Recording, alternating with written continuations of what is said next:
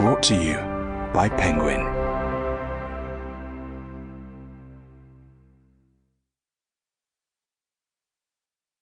A Most Wanted Man by John le Carré. Read by Milo Toomey.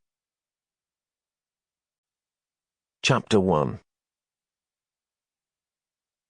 A Turkish heavyweight boxing champion, sauntering down a Hamburg street with his mother on his arm, can scarcely be blamed for failing to notice that he is being shadowed by a skinny boy in a black coat.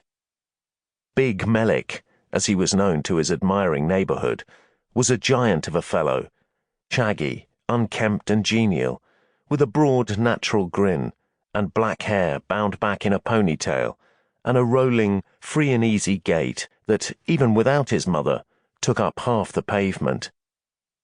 At the age of 20, he was, in his own small world, a celebrity, and not only for his prowess in the boxing ring.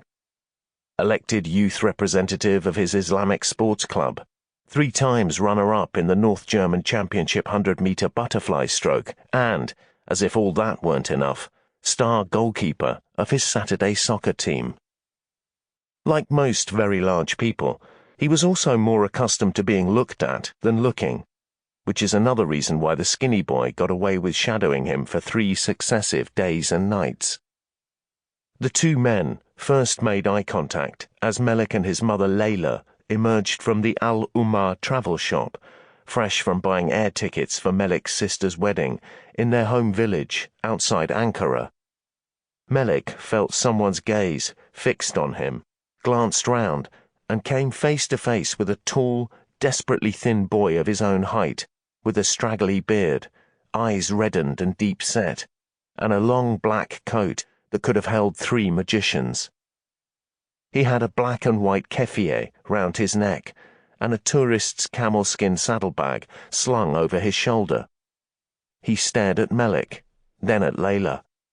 Then he came back to Melik, never blinking, but appealing to him with his fiery, sunken eyes.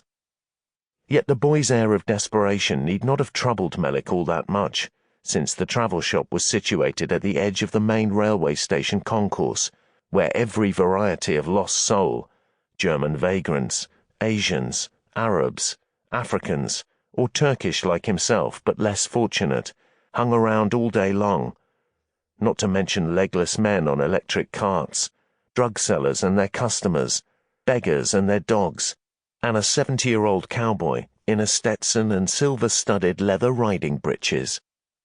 Few had work, and a sprinkling had no business standing on German soil at all, but were at best tolerated under a deliberate policy of destitution, pending their summary deportation, usually at dawn.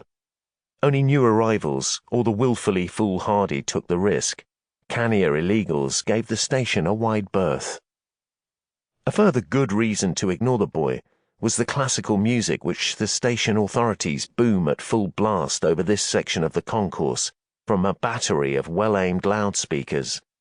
Its purpose, far from spreading feelings of peace and well-being among its listeners, is to send them packing. Despite these impediments, the skinny boy's face imprinted itself on Melik's consciousness, and for a fleeting moment he felt embarrassed by his own happiness. Why on earth should he? Something splendid had just occurred, and he couldn't wait to phone his sister and tell her that their mother, Layla, after 6 months of tending her dying husband and a year of mourning her heart out for him, was bubbling over with pleasure at the prospect of attending her daughter's wedding and fussing about what to wear, and whether the dowry was big enough, and the groom as handsome as everybody, including Melik's sister, said he was. So why shouldn't Melik chatter along with his own mother? Which he did enthusiastically all the way home. It was the skinny boy's stillness, he decided later, those lines of age in a face as young as mine, his look of winter on a lovely spring day.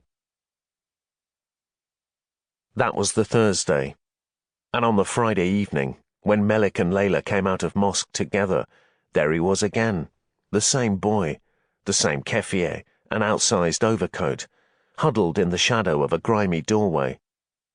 This time, Melik noticed that there was a sideways list to his skinny... Sample complete. Ready to continue?